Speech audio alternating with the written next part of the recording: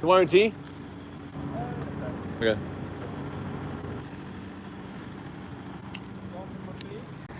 So we're chilling in nature. Just hanging out with the squirrels, you know?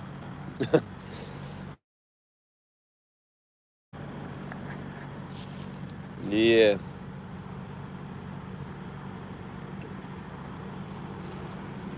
Thought to do a stream on this beautiful Sunday, and I'm in Albany, upstate New York, hanging out with my homie. We're just gonna do some nature hiking, and yeah, gonna work out later. But I thought to do a stream. I haven't done a stream or a video in a while, so I thought to, yeah, say hi to the community.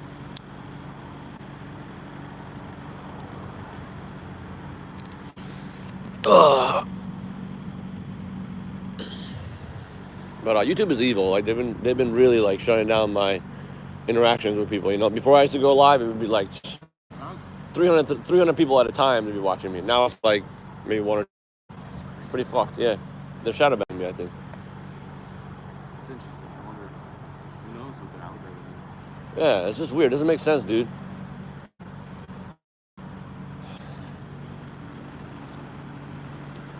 I'm just gonna wait for people to join.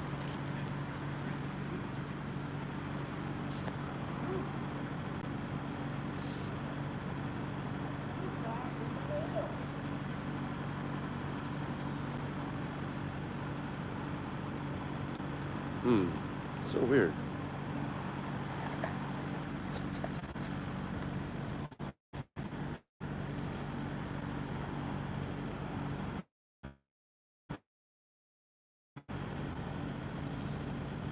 Hey, can you do a test? Can you tune into my stream on your phone? I just want to see if it's showing to people. It should be on my first thing on YouTube. When I click YouTube, it should show you. There you go. First video. Okay, click on it and see if it's showing. Okay, there you go. So weird. Let's take a walk. Yeah, we should. Let's go.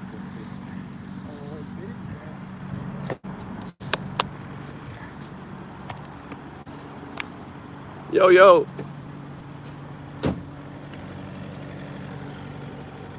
We're gonna drive there or we're gonna walk? We're gonna walk through the back. All right, okay.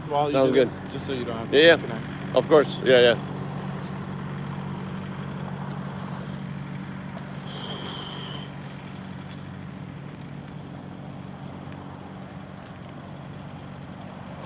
So like I said at the beginning of the stream, I'm out in nature with my homie RJ. We're in Albany. We're gonna go do some hiking, and yeah, just gonna talk with some people, catching up on what's happening with the channel.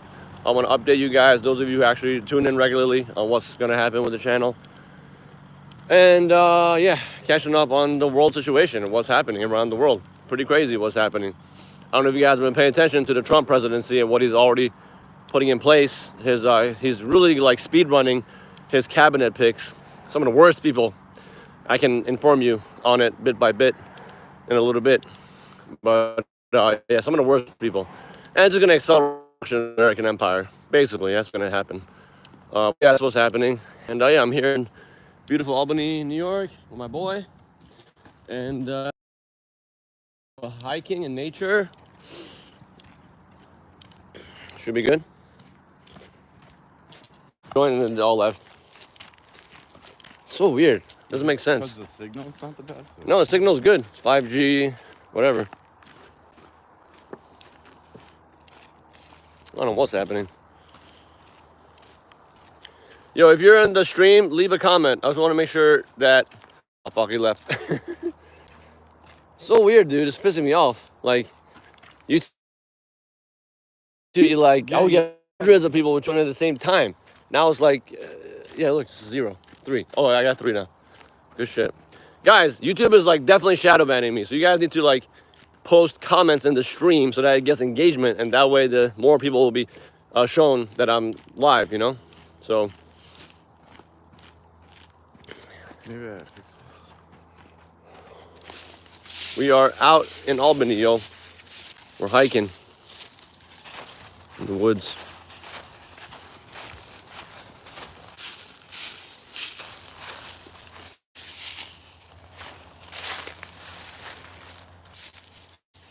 here at the grave. My friend made a grave for his squirrel that died. He became friends with that squirrel. Just, it's a wild squirrel, He befriended him in nature, and poor thing died. So, a beautiful little tribunal to him that I plan on doing with my cat eventually one day.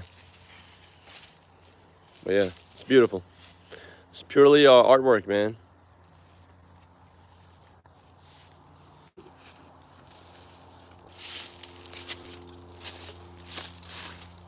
So guys, leave a comment. I want to know who's watching right now, because I know some of you guys are regulars, But I wanted to talk to you guys about just the world situation, the United States political landscape, and anything else you want to talk about. Just leave me a comment. I'd be more than happy to share my thoughts with anything regarding politics, economics, sustainability, whatever, Yeah.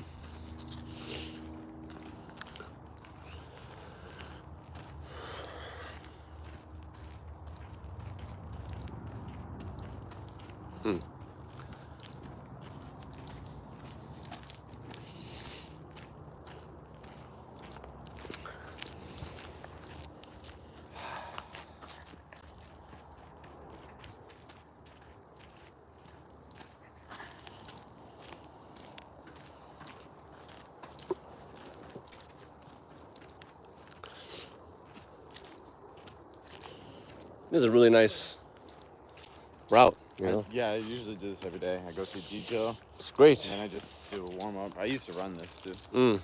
One lap is half a mile. Oh wow. Around the whole thing? Yeah. 0.8 Nice. kilometers.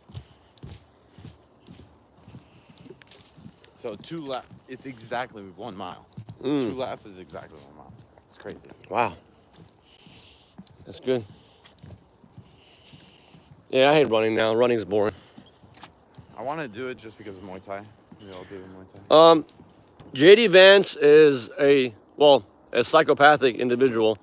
And, I'm not going to say who's worse than who, but they pretty much represent the same establishment. It's, ultra right-wing Christian nationalism. That's what they are. They're Christian nationalists. And ultra, nationalistic viewpoint, protecting our borders, and there's external enemies and internal enemies trying to harm us, and we have to get rid of it's just a lot of scapegoating, and the race and JD Vance's connections to deep ties to the tech industry, the dark web, and those techno feudalists. He comes from that kind of background. So in a lot of ways, he's a very dangerous person. Yeah, he is. He's very dangerous. The people that represent them. See, it's not so much that Trump and JD Vance are dangerous. It's the people, the constituents, and the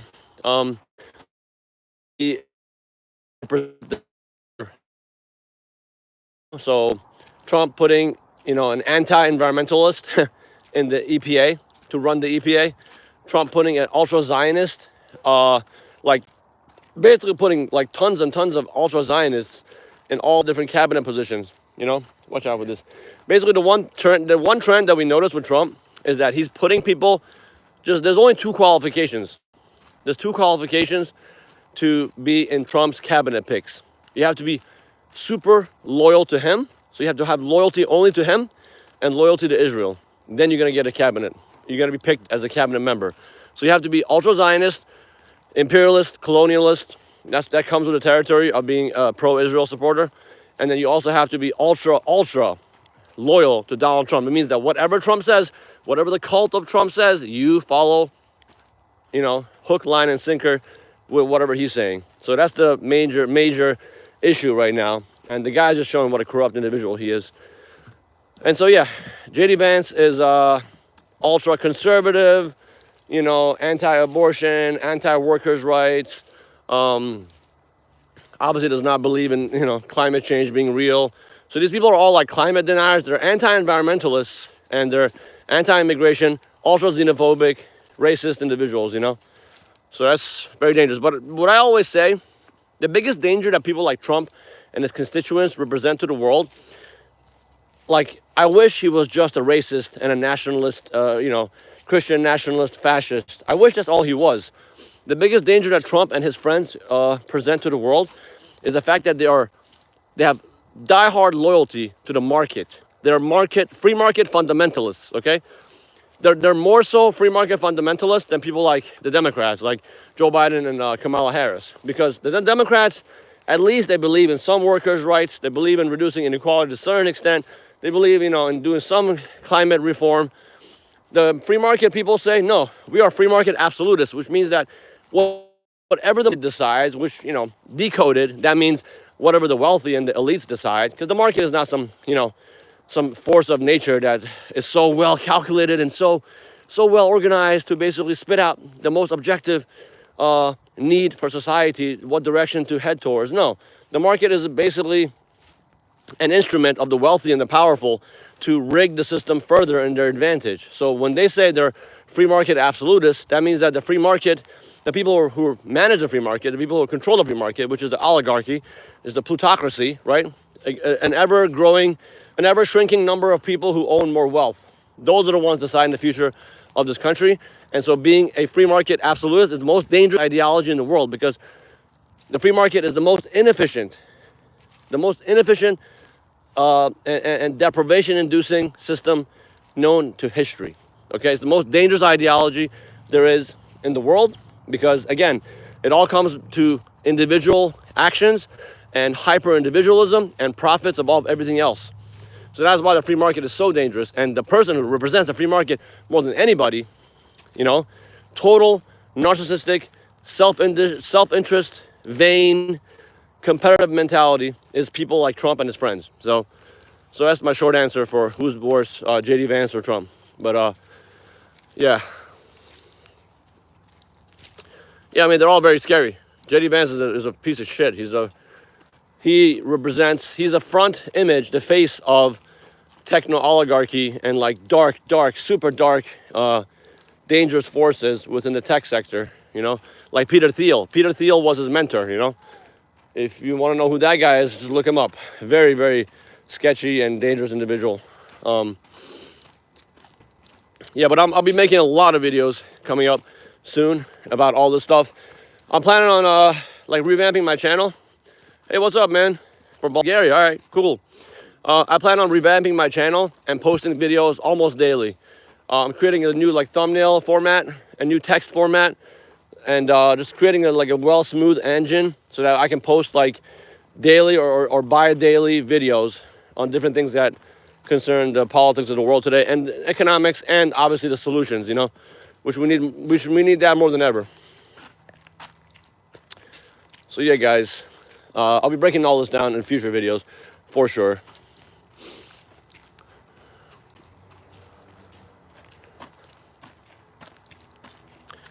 It's not just political activism. What kind of objective analysis do you want? I mean, ask me what you want me to talk about, and I can provide you an objective analysis. If you say that it's just political analysis, it's not, because I'm actually my frame of perspective is steps outside the market system, steps outside these systems, because I use systems thinking to analyze how this overarching structure of our society functions and how the different parts of it interact to produce certain outcomes. That's why I call myself a systems thinker. I'm not just some political analyst. That's bullshit, because I'm not left or right, I'm not up or down, all this nonsense. I'm an out-system activist, out-system thinker, which means out-system activism means that we have to institute mechanisms and economic policies that slowly transition us away from the fundamental foundational premises of capitalism. So shifting away from systems of trade and debt and barter to access, strategic access systems. Shifting away from labor for income. Make sure that we don't just impose labor on people, force them to work for a living, even though those jobs are useless. We remove the useless, pointless labor, which all the jobs that have to do with finance, real estate, banking, all those things are useless. You remove those jobs and you give people free time to pursue their true interests. And then you try to automate as much as possible. And then you try to share the workforce, that people are everyone's working equally towards that end goal, and people have their needs met through the strategic access system. So that's just like a basic difference. That's one simple example that differentiates me and the people I work with from other channels like the Young Turks or whatever, all these channels, Novara Media, who are just like, they're so obsessed with leftist thinking. I'm not a leftist, okay? I am a systems thinker and a futurist, revolutionary, So I'm not a leftist.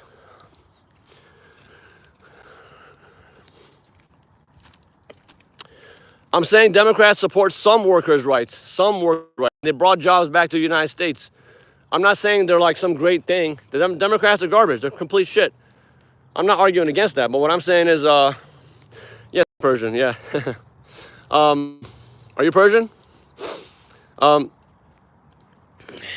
man, Mr. Caravaggio, you're just looking for things to criticize me on without having any idea what my channel is actually about. So I encourage you to check out my channel, look at my past videos to see that I'm not some person, I'm not some cultist lefty who tries to just follow the Democrats. By the way, if you need to hear any further, the Democrats are not left. The Democrats are disgusting. They're garbage. Democrats are right, and the Republicans are far right. That's the difference, okay? Democrats right, the Republicans far right. That's my view. Democrats are complete trash. But the point is that look at what we have right now. Look at the Trump administration. It's a monstrosity. It's much worse than Democrats could ever be. However, what led to Trump's presidency? Democrats' fault. They did not do any favors for the working class. They to a large degree,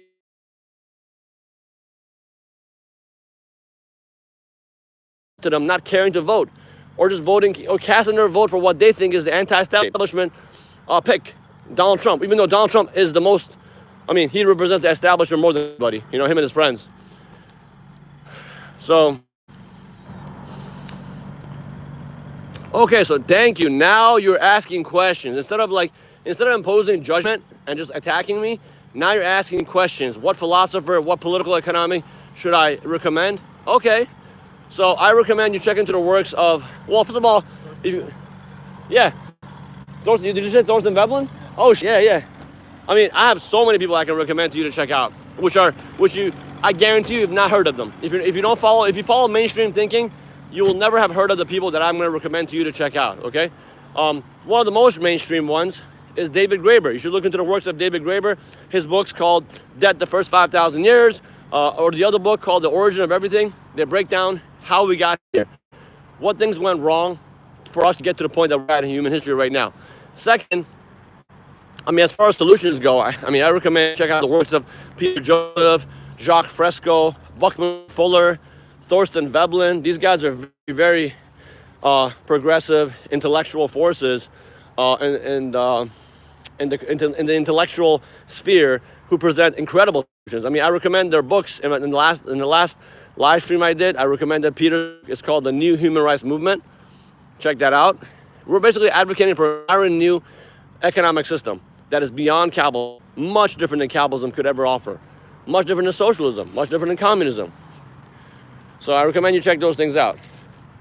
I highly recommend you check those things out. And I'm very passionate about my activism. I really care to put these things out there because the mainstream is pathetic. The mainstream thinking is so far from where we need to be. It's dangerous where we're headed, I think the most dangerous thing is not establishment. It's not the people in power. The most dangerous is the average person who's been lied to, propagandized, misinformed, and put into a corner where they have to join with other people and creating a herd mentality where they unwillingly and unknowingly, they become defenders of the status quo. They become agents of the system without even knowing that they're agents of the system.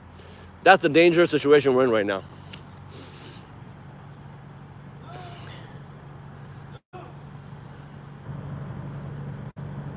It's not a cheap take. Trump is not a Democrat. Trump is not a Republican either. Trump is nothing.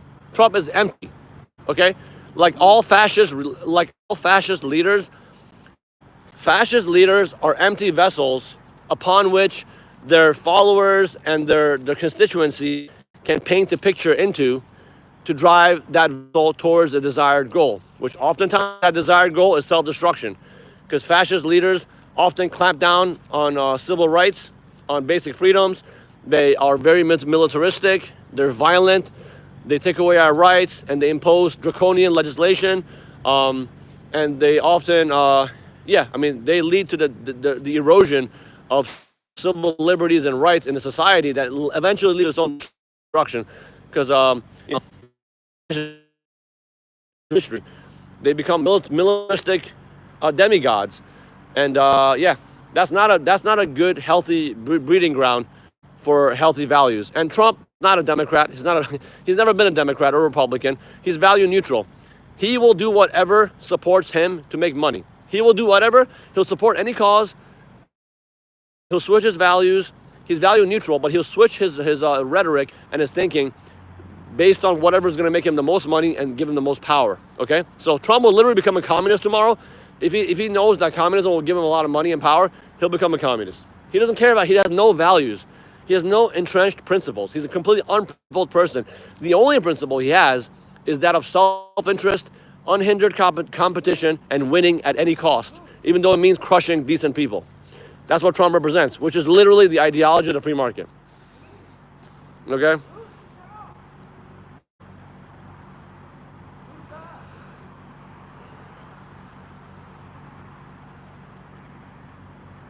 Yeah, I mean, some people are so brainwashed you can't talk to them. I agree. Some people are just so...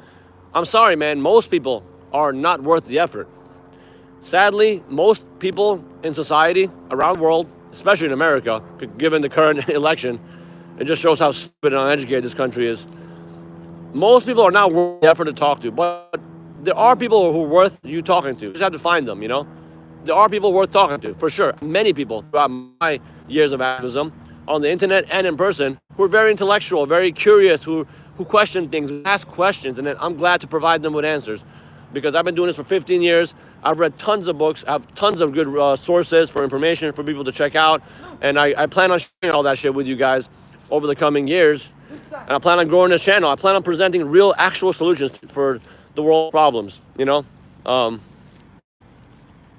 I'm very happy to have you guys talking with me. Really, I'm really grateful to have this platform to talk to you guys and discuss these, constantly hash these things out. Me, it's not about you, it's about us. It's about humanity arriving at solutions. So we're not here to, you know, put anybody on a pedestal. I don't put myself or anybody on a pedestal. We're all equals here. And the things that I know, the things that I've learned, I've only learned them through... Yeah. All right. No, it's not a paradox. It's not a paradox. Let me explain to you why it's not a paradox, okay?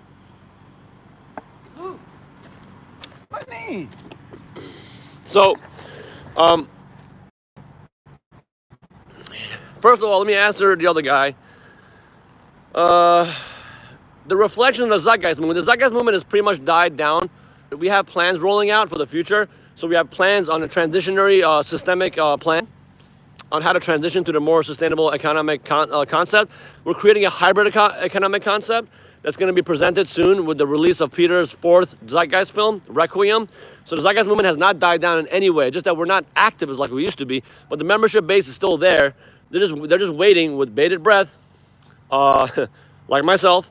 And I'm part of the management team. I'm part of the communications team.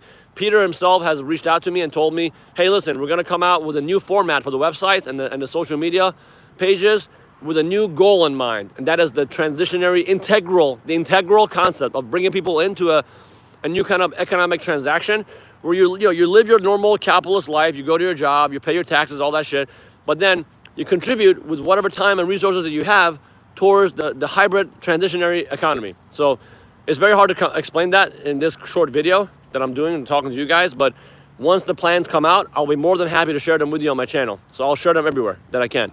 But now to answer the other guy's question, is it a paradox if people are so dumb that maybe democracy is a stupid idea? Yes, in a capitalist economy, in a society driven by markets where there's so much chaos and misinformation and confusion, democracy can never work. First of all, when you have money in an equation, democracy can never work because those who have more money will always advertise their positions of advantage to get elected because their ideas will prevail. Perfect example, 2016, Donald Trump being a billionaire, having billionaire friends. He got 200 something times more exposure on television to express his ideas than Bernie Sanders did. Bernie Sanders, obviously, I'm not a supporter of Bernie Sanders. But Bernie Sanders is way more intelligent, way more decent of a human being than Donald Trump. But he got crushed because why? We don't live in a democracy. We never had lived in a democracy because whenever there's money in the equation, as long as money is in the equation, someone who has more money can spend that money for campaigning their position of advantage over other people, you know? So that will never work. One. Two, let's say that there's no money in politics. Let's say we arrive in some utopian situation where there's no money in politics. Okay, even in that situation, there's not a democracy because like you said, if the majority of people are uneducated, misinformed, and have no clue what the hell they're voting on, then they're going to vote against their own self-interest. They're going to vote they're going to bring in administrations that will basically, do things that do not serve their interests. So, one, when you have money in the equation, you can never have a democracy because there's inequality. Inequality plays a big role in election politics, electoral politics. Two, you can't have a democracy when the people are uneducated, so they don't even know what to vote on. If you ask the average person out there, what kind of an economy do you want? Like, what do you want for your life? They're going to usually say, I want a job that pays me well. I want decent health insurance. I want paid leave for this and that. I want to have vacation time to spend with my family. I want a house over my head. That's not the best answer in my view, because the best answer is like, you know what? I want a society that actually provides human needs. It provides resources in an intelligent manner to me and my family. I want not so much a job, but I want access to the resources that job can give me.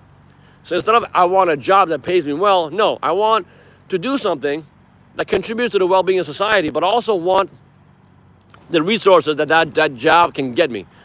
Much different than the idea of just having a job, So yeah, like people don't know what to vote for. So what we have to do, since we don't live in this democracy, it's a fake democracy, we have to educate people, bring them together, form communities, build coalitions to put pressure on the system to change things. And that's not going to be easy. It's going to be very difficult.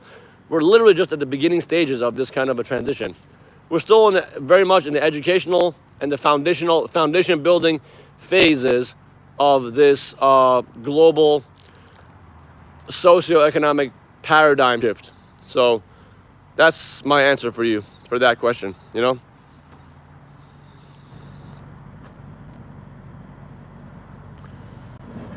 No, you can't. Inequality is not everywhere. When you look at nature, nature actually has balance, man. Okay, nature has balance. Like animals hoarding resources is a distorted and primitive behavior. Animals generally don't hoard resources, okay? Animals just, they take what they need and they eat it and they move on. Nature is very balanced, okay? It's a very beautiful process of all the different animals and, different fauna, plant life, all working together cooperatively to keep the system from collapsing. So it brings about dynamic equilibrium. Even though the animals are on the visceral level, when you see them with your eyes, they're competing, brutally murdering each other and killing each other, sure. The predators are hunting the prey and all that. It looks like very vicious and competitive on the surface, but below that surface, there's a deep level of subconscious cooperation that happens between all the animals and the life forms that maintain the integrity of that system. Now, look at humanity, human society.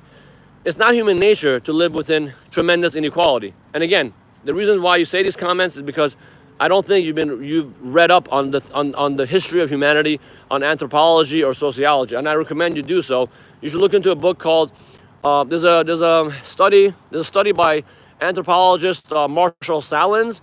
It's called The Original Affluent Society. It's called The Original Affluent Society. Look into that work. A very seminal, incredible work that basically explains how hunter-gatherers lived with tremendous, they lived in egalitarian settings where they were very happy with what they had, very low depression rates, extremely healthy physically, and they had strong communities. That's why they're happy. They had strong communities.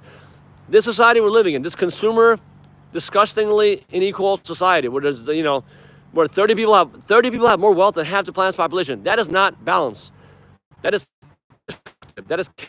going to only lead to the complete collapse of our society, okay? And the complete destruction of our democracy. You have like 100 people own the entire planet. That is not democracy. That is not balance. That's not how nature functions, okay?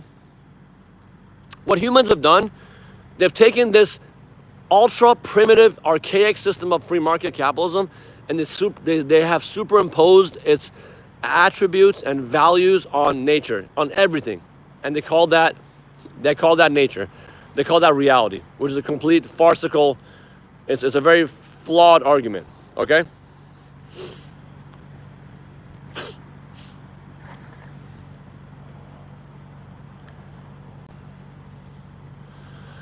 I'm not aware of the Russian channel, Project Venus. I'm not aware of that, but if you have a link to that, please send it to me. I'll check it out. But I'm in touch with the Venus Project. Definitely, I'm in touch with them. They're making some big changes right now.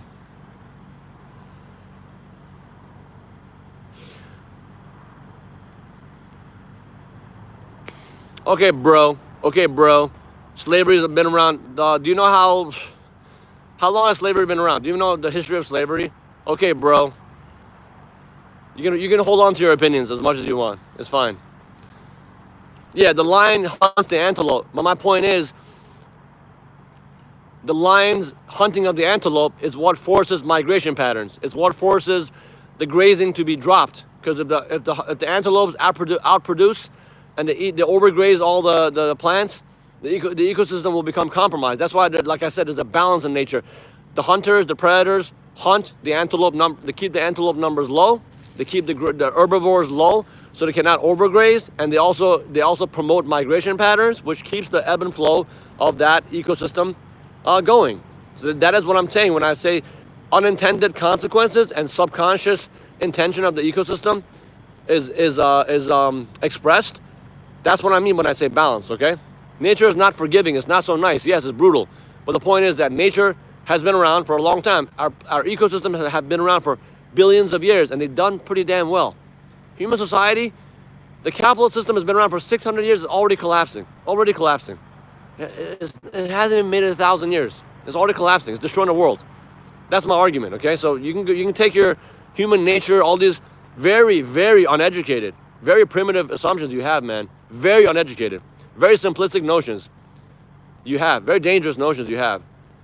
Get rid of them and start studying. Start picking up some books and reading, like I said, about anthropology and society and history. You're just saying a bunch of shit that makes no sense, man. I'm sorry that you have these opinions.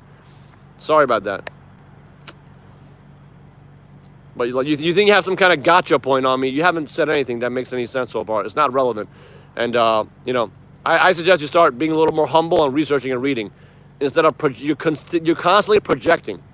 You're projecting your what seems to be a very limited life experience and limited educational experience onto what I'm talking about. So please stop doing that. Start reading.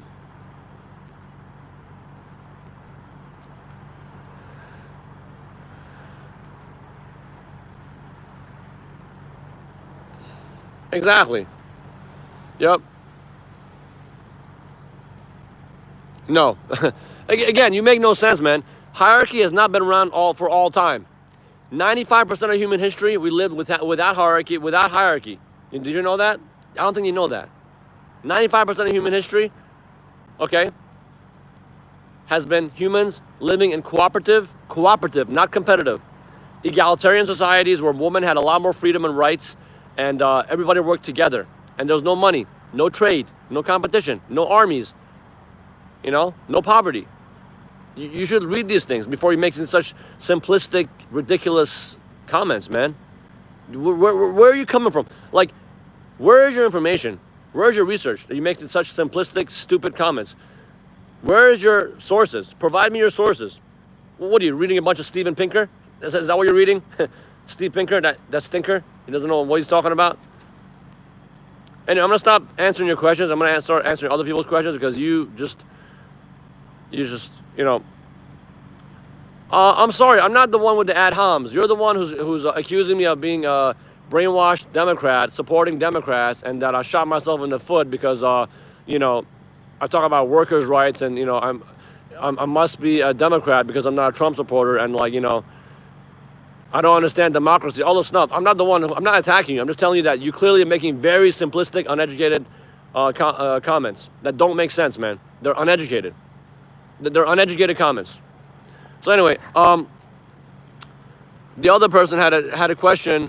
Yeah, I knew you. See, I knew you read Pinker. There you go. I can already know where you're coming from with your perspective. Well, I'm going to talk to the other guy. You, Khan Afak. What are the major reasons that capitalism you disagree with? Okay, so what are the reasons I disagree with? Why do I disagree with capitalism? I mean, that's a massive question that takes like, I could talk 10 hours about why I disagree with capitalism, but the main reasons is because, well, capitalism is a competitive growth-based system. What does that mean? That means the economy has to grow a certain percentage every single year. What does that growth entail? That growth entails consumption of resources, extraction, production, distribution at an ever-increasing rate to support an increase in population and increase in consumerism, right? Well, if we live on a finite planet with finite resources, that economic model is surely suicidal, because you can't just keep growing the economy every single year to support a larger population, right? That seeks to continually, artificially, not realistically, artificially inflate demand, right? Consumer demand is artificially promoted to create an entire generation of consumers where natural sustainability and planetary balance are not priorities of this economic system, not at all. Okay, so on that level, fundamentally, it's a broken system because capitalism does not respect nature. It constantly wants to grow, and that growth comes at the expense of the people and the planet. One. Two, capitalism being a competitive system of self-interest, which means that everyone's lobbying and vying for, they're jockeying for positions of advantage. That means that there's going to be inherent hierarchy. There's going to be inequality, and that inequality is always going to get worse because anybody who has advantage in this system, they're going to use that advantage, leverage that advantage for greater advantage down the line. That is why the old saying, the rich get richer, the poor get poorer. That is very true.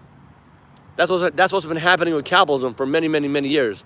So inequality, environmental destruction, and authoritarianism, that's really the end stage. Capitalism is it leads to fascism and authoritarianism because the system does not have solutions to the people's problems. So since it does not have solutions, it's going to keep creating more totalitarian and draconian kind of foundation, to keep people oppressed.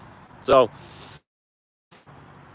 those are a few reasons why I disagree. And also, capitalism is not a scientific system. It's not a science, completely religious, dogmatic ideology that is ultimately destructive. So it has no respect for nature. Capitalism is a dogmatic, All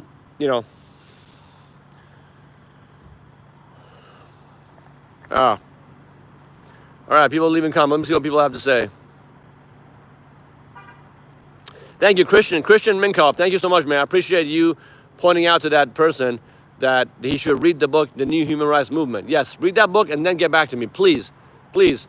I'm not here to talk shit. I'm not here to create enemies, guys. I'm not here to antagonize and fight with you guys. It's not an ego. It's not an ego fight. I'm just telling you that I know my stuff because I've done a lot of reading and research. And hey, I'll be glad to be proven wrong. But 15 years of doing this kind of activism, I've yet to be proven wrong on a single point regarding capitalism. I've yet to be proven wrong on a single point. You know what I have learned? This system is way worse than I ever thought it could be. That's what I've learned. There's nothing good about capitalism. Nothing good about capitalism. Okay? And I've only been more vindicated and justified in my activism as every year goes on. As we see the environment collapse, as we see more inequality, as we see more fascism, as we see more nut job dictator leaders. The system is not getting any better. It's only getting worse, guys. All right, I'm gonna look at the comments a little bit.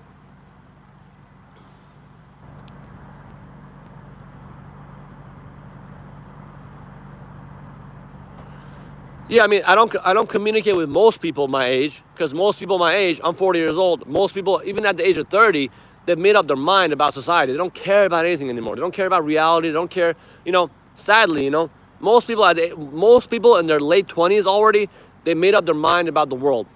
They've set their path. They don't care to learn anything new. They're just set in their ways. And that is very sad because as human beings, we have to always be willing to learn more, and adapt, and evolve. We have to constantly grow and evolve, guys. We can't stay stagnant in our approach to life and reality. We have to always be learning and studying, So if we don't do that, we'll be in trouble. Evolution is a ever... So Education is a lifelong process. It should not be like, oh, you get a college degree and get a job and now you're done learning. No. That's why I have a hard time. Yeah, that's why I have a hard time hanging out with people my age. Yeah, I hang out with people much younger than me, usually 20-year-olds and whatever, or teenagers. Even when it comes to dating, forget about it. I'll never date a woman my age because they're even more set in their way than anybody else. I'll date people who are younger, who have more passion and ambition about their future, and they're willing to question things and more curious, show curiosity and learn. Like, that's the whole point of being a human, man. Like, sadly, capitalism is such a self-preserving system. Self-preservation comes at the cost of your dignity and your intellectual curiosity.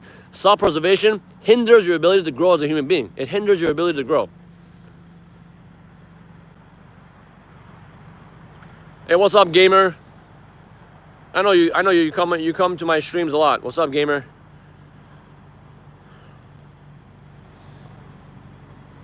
Yeah. So like, great point, Fritz. You made a great point. You said the GDP goes up every single year. Yes. Like, so if you look at healthcare, what does that mean? GDP as related to healthcare means more people getting sick and dying.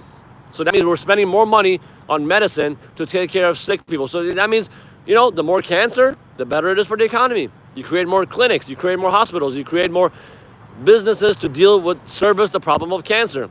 Instead of being like, you know what? How about fuck the economy? Let's try to eliminate cancer. Let's try to eliminate problems. We live in a you know what they say, more money, more problems? It should be the other way around. It should be more problems, more money. More problems, more money to be made. The biggest driver of economic growth are problems of inefficiency and scarcity. Don't forget that.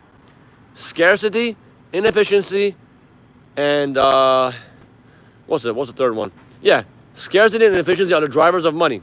The greatest enemy to capitalism is efficiency, and sustainability.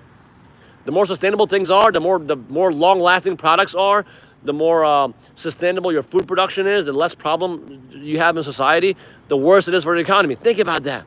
That is a social disease. That is a disease, guys. RJ, what do you think? Am I doing a good job explaining to these folks? I think so. Not bad. Not bad. Not bad. Usually I do better. I think it's good. They haven't been asking the best questions, but they have a lack of resources, so they don't know what educational questions to ask. But as long as they're asking questions, yeah. Because to combat ignorance is to ask a question and to do research. So asking new questions is very important. Yep. Oh, look at this guy. Guys, check this out. Wow, look at that. He's so athletic. Whoa, yo, he's got 2 feet on the tree and he's eating with the other 2 hands, yo. What the fuck? Damn. Yo, homie is getting busy with it. That's called multitasking. Damn. All right, you asked a bunch of questions. I'm gonna start answering the questions one by one. Okay, gamer, what's up, man? Same old, different day, brother. Yeah, absolutely, man. Same. I have the same sentiment.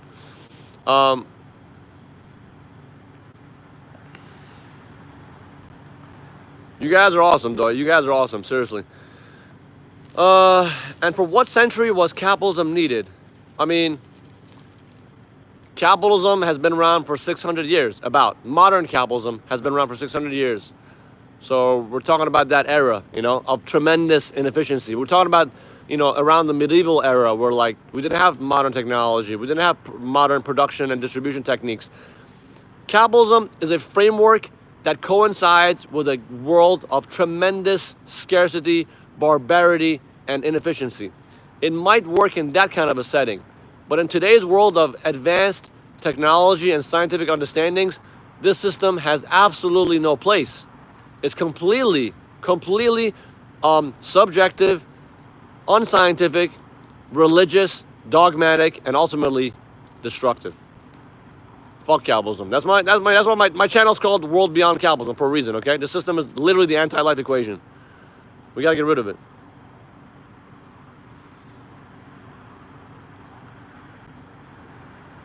Great point, man. Christian Minkoff, you made a great point. Capitalism just emerged from the lack of understanding we had of the world around us. Absolutely. That's a big reason why. Absolutely. Yeah, I mean, Trump closing down the Board of Education is all you need to know, man, about the guy. The Board of Education, are you fucking kidding me? The Department of Education, yeah, I mean, I can argue many reasons why the educational system is very flawed. Of course, the educational system in America is very primitive. I came from Iran, by the way. I came from Iran. So when I came to America at the age of 13 from Iran, I was dumbfounded how bad their math skills were. Like the things I learned in math class in, like, I don't know, 3rd grade, 4th grade, it was more advanced than like 7th grade in America. It was so crazy. So I can make a lot of arguments as to why the education system in America is bad, but closing the Department of Education and defunding it, what is going to be the alternative? They have no plan, these guys. They want to bring the Bible they want to make the Bible recommended reading in classrooms. And yeah, Trump. He wants to make it recommended reading. No, not recommended, required reading. The Bible, you know? They're trying to turn this... Yeah. They're trying to turn this into a Christian, nationalistic, fascistic country, you know? Arash, what's up, Arash? Salam, Rafiq. Okay, Dadash, salam. What's up, man? How are you? Do I know you, Arash? What's up, man? I love my fellow Persians. I love them when they hop into chat. There's a lot of you guys, man. You guys should join me next week when I go to, if you live in Manhattan, you come with me to Shabbat Jomeh. It's an event that I go to. Shabbat Jomeh. No, it's not every country, no. Well, if you go to Scandinavian countries, okay, so Scandinavian nations in Europe, Switzerland, Finland, a lot of these countries have removed the grading system, so they don't grade people anymore. Like required mandatory grading has been removed, so they don't grade kids. Every kid is allowed to develop and progress at their own rate. That's why their school system is so much better than ours, you know. The whole grading criteria, it's the same thing as competition, because you're creating competition and inferiority and superiority within the classroom by grading people. So I meant to say standardized testing. Standardized testing has been proven to be very detrimental. It's not good for healthy young minds to develop. So no, not every country is the same, guys. You know, Scandinavia, look into how they do their schooling. Way better than America. The United States is just fucking, it's so primitive the way they do their schooling.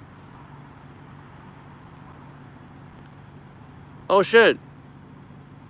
Arash, what's up, man? You're from Iran? Damn. I'm so honored to talk to you. People tune in from Iran, yo. How do you tune in from Iran? Like, how do you have internet over there that allows you to check out my stream? Because, I mean, isn't the internet censored over there? I mean, the last few times I visited, we have to get filter blockers if you want to check out any American Western outlet, you know, channels or whatever. I'm surprised that you're able to check out my channel. Aren't they, like, censoring you? I would think they are.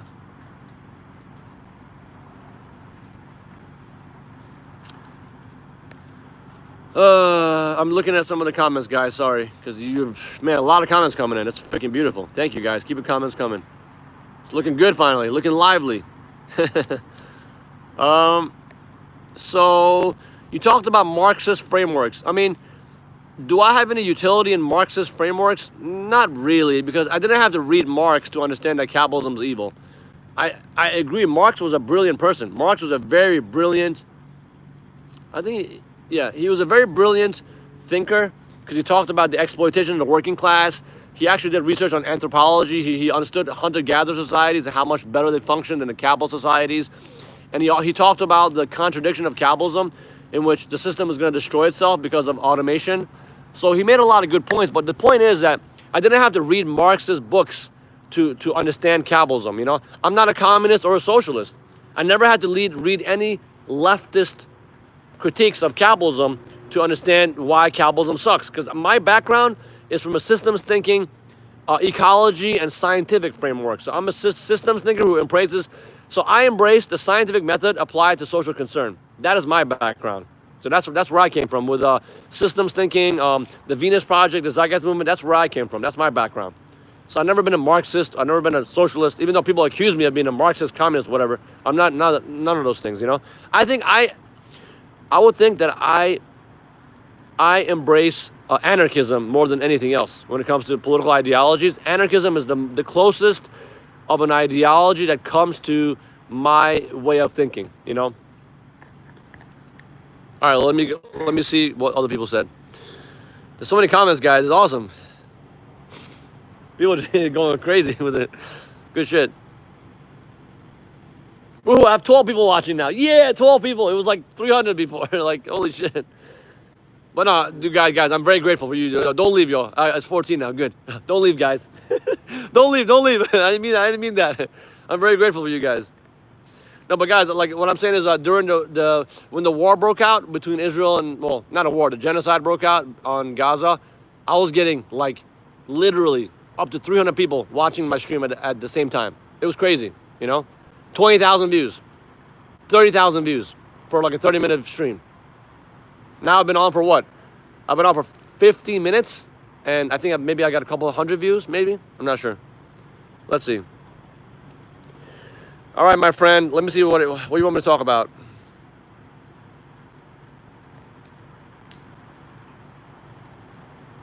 By the way, I love you guys. You guys are awesome. Just a reminder, okay? Value yourselves, respect yourselves, honor yourselves, because obviously you're onto the right track because you're checking out different ways of thinking. Not just my channel, but I'm sure you check out other channels. So respect yourselves and have pride in your intellectual curiosity, your hunger your thirst for knowledge, you know? Always should respect that, because most people out there, they don't give a shit about information that's valuable. They don't care, you know? Sadly, most people out there, they think to themselves, you know what? Information about saving society, will it make me money? Will it get me laid? Will it make me more popular? No. So fuck that shit. I don't give a shit. That's how people think. People do not value knowledge unless that knowledge makes them more money. That's a huge problem with society. That just it feeds into the narcissism and the selfishness of our society, you know? Oh, anyway, let me look at the comments, guys. I'm sorry. Talk about what? Let me see.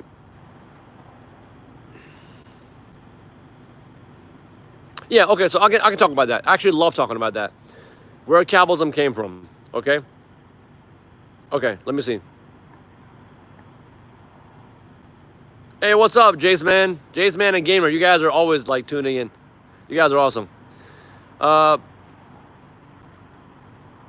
Okay, guys. Man, you asked two big I gotta really break this down. Okay. All right, I will break it down. All right. Well, let's talk about capitalism first. Let's see where capitalism came from, okay? Let me sip my tea.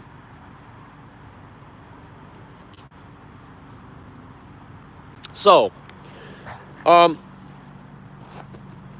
original system was not called capitalism, you know? It really didn't have a name to it. It was basically systems of debt, trade, and barter. Those were the foundational. Those were the foundations of the modern system that we call capitalism today. But you can call it, based on what Peter Joseph said, trade, strategizing, dominance. So the original systems that used money or debt or barter or slavery, hierarchy, and competition, those systems are foundationally systems that we can call trade, strategizing, dominance. That's what they were based upon. So let's break those three words down. Trade, strategizing, dominance. So we humans lived for hundreds of thousands of years as egalitarian hunter-gatherers in tribes that were nomadic. We moved around with the seasons, we hunted, we gathered. We had very sophisticated forms of social hierarchy, but not in a conventional sense, but in a sense that the tribe leader was not a dictator, was not a person who had more resources than the other ones. No, the tribe leader was somebody who simply was the wise person, the wise woman, or the wise man who the tribe would go to for information when they had questions on how to solve problems. And that's how the tribe functioned. It was egalitarian, is horizontal power structure, and women had a lot more freedom. And there was no poverty because there was no money. So because there's no money, there's no stratification of resource acquisition, you know. And they basically shared everything. They shared everything.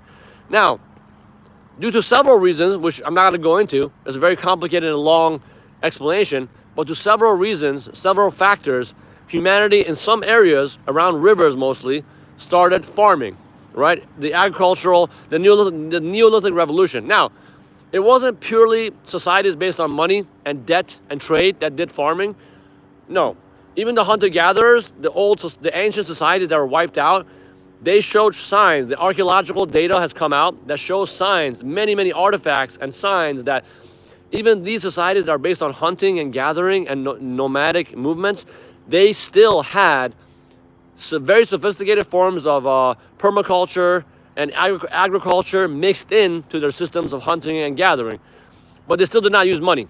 Now, the societies that created establishments, like permanent settlements, farming allowed for the cultivation of surplus of resources and surplus food, which led to class stratification. Because when you have a piece of land that you're farming on, somebody's going to be owner of that land, and the other people are going to be workers on that land. So owners came together and they formed legal laws, and eventually governments, right, to make sure that they preserve the land they have and make sure that it does not fall into the hands of others.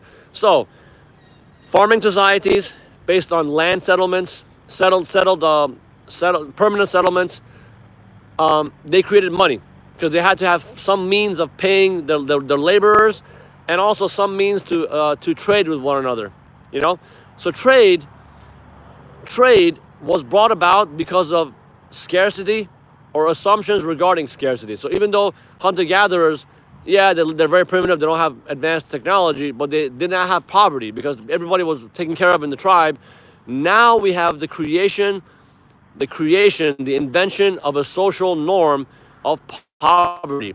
So even though you have farming, you have surplus of food surplus, you have the ability to store your harvest for the next season, to store your seeds, for the next season. You have poverty because those who cannot strategize, which we'll get into the next part. So going from trade, which is an imposition, it's not an equality or freedom enabling mechanism. Trade is basically, like I said, strategizing for dominance, strategizing to win. When you're trading with somebody, you're playing a game to try to win.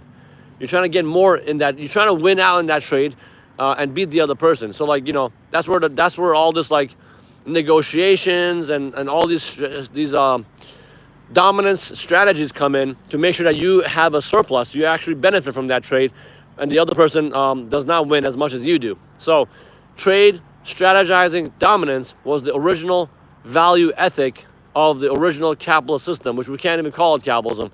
So that's what it was back then. All right. Now, that's why it was created. But the thing is, because the societies that are based on debt and trade were inherently inhumane, inherently oppressive and destructive and violent, because those societies created armies, they created governments, and they had a ruling class. They ended up wiping out all the other societies that are based on, peaceful coexistence and egalitarianism and, horizontal power structures. They wiped them out. That's why capitalism won in the end. Capitalism won out in the end, not because it's the best system, because it's the most violent, oppressive, hegemonic system. So it was able to destroy all the other alternatives. And then we had an era of feudalism, of kings, the divine right of kings, which people really resented that. And then other theorists brought about the idea of markets. We should have a free market where, yes, we have a king and all that, but now we have a mercantile class, merchants who, they grease the skids of commerce by being the middlemen who, trade things here and there and stuff, and they manipulate money and all that. I'm sorry not explaining that as well as I should be. But basically the point is, they brought about this idea of a free market where instead of the king deciding everything, the market decides everything. So basically buyers and sellers and competitors within the market, everyone has the supposedly equal opportunity to strategize for their position of advantage. And that brought about the modern capitalist system about 600 years ago. But what they failed to mention is that, even with the creation of capitalism, certain people started with a huge advantage. Some people had a lot more money than others. Some people had a lot more advantage politically than others. So that capitalism did not come about in like completely utopian egalitarian world. No, capitalism was created in a world that was already extremely unequal and brutal. So, you know, that is why the system was never able to solve anything, you know? The system is very problematic. Let me see, did that make sense at all? I hope that makes sense, guys.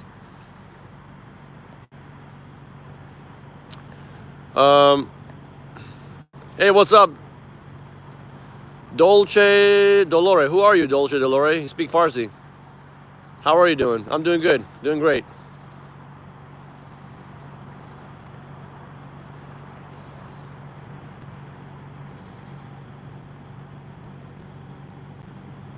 Really? The Russian Venus Project channel has 1 million subscribers? I didn't know that, man. Where can I find this channel? Damn, 1 million subscribers. I looked it up. Is it a video game? Ask me if it's a video game. No, it's not a video game. It says it's the CIS. I don't know what that is. The Jacques Fresco space is quite popular. The Russian language channel has 1 million subscribers. I don't know. Maybe you can look into that. See. My friend's looking into that right now. Let's see what he finds.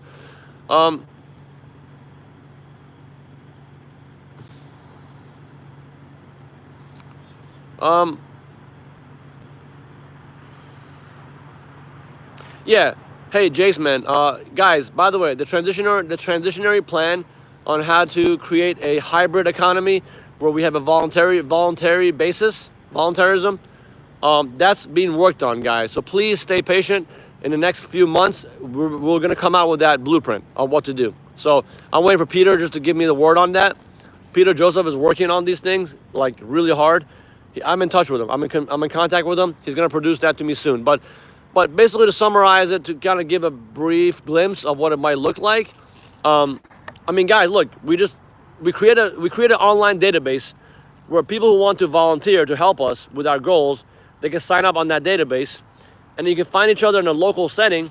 You form coalitions, you form groups, you sit there, you discuss ideas, you share resources, you work on projects for maybe local farming or like a tools library, and then you have a global database where people can be in touch with one another, and then we can create fundraisers and donate money or labor or time to different causes. You know, that's the way I see it happening. We're gonna create some kind of a intermediary data interface for people to be able to interact with one another. I'm just like very much running the top of my head on this, you know. But that's basically the idea. But in the coming months, that's going to be elaborated upon. I promise you guys. I promise you guys. I'm not just like making shit up. These things are going to be all broken down soon. Peter's coming out with the plan. So, and I'm so excited about that plan. I cannot wait for that. So, by the way, sorry if I'm not explaining things as well as I should be. We had a long night last night. We partied and shit. Yeah, we were up late last night. All right, let's see. Okay, I'll do that. I mean, I'll look into it myself. Sure. The Russian thing is just like colonizing Venus or something. Oh, really? Yeah, something. I don't know. It's not.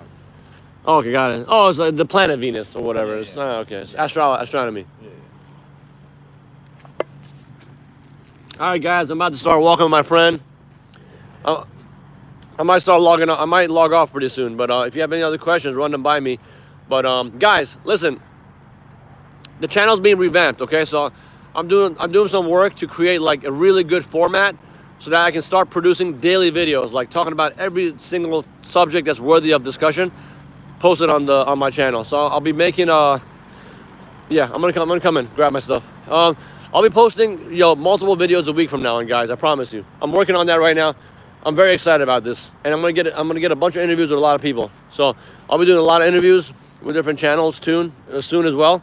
I know I've been saying this shit for a long time, and I've been kind of like procrastinating, but I promise to come out with better content soon. I promise you guys.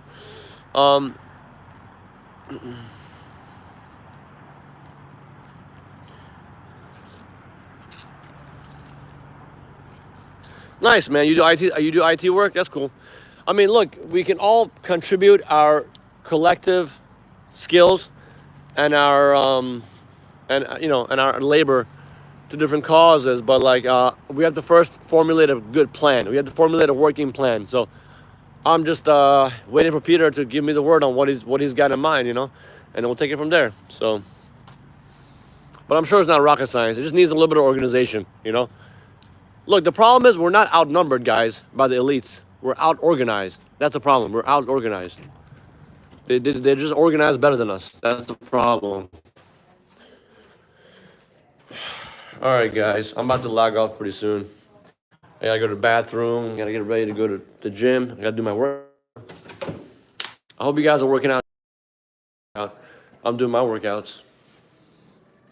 I'm working out hard, man. Harder than ever because I'm 40 years old. I ain't a kid no more, man. I'm not young no more. I have to stay up with these young, to hang with the young fools. I gotta be training hard. Gotta be training hard, man. Fight against capitalism. Fight against capitalism. To beat up Andrew Tate, you know? I'm getting ready to fight Andrew Tate. You know? Hey, anybody can set that fight up. We'll make it a world.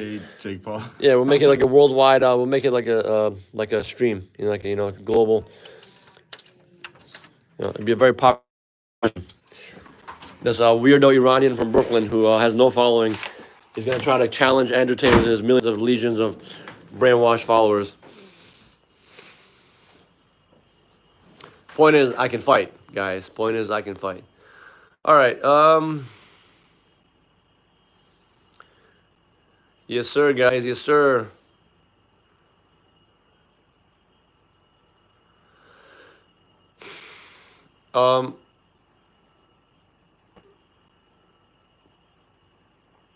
Nice, man. Well, Jace, man, you should don't walk. You should run. You know, like walking is good, but I do a lot of high intensity exercise because you need to get you have to elevate your heart rate, and then have it what's called it's called fuck, I forgot what it was called. Heart rate variability, HRV. Heart rate variability is very important for good heart health, which means that you want to jack up your heart rate and have it come down, jack it up, have it come down. So that way you have a very strong heart, you know, because your heart is a muscle, so it has to work hard and then relax, hard, relax. So that's kind of how I do my workouts. Man, you being 51 is not an excuse for having bad knees. There's a lot you can do to rehabilitate your knees. So,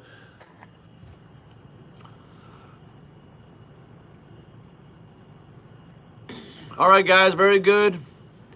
Any other questions you have, please keep in mind to share with me next time. I'm about to log off, guys. Much love, much respect to you all. Respect yourselves and keep working hard at what you do. Keep fighting, guys, and we'll talk to you guys soon. I'm gonna be I'm gonna do another live stream tomorrow with my boy Zach. So you guys tune in for that. It's gonna be good. All right, so I'll see you guys tomorrow. All right, peace out. Much love. Peace. Have a great day, guys.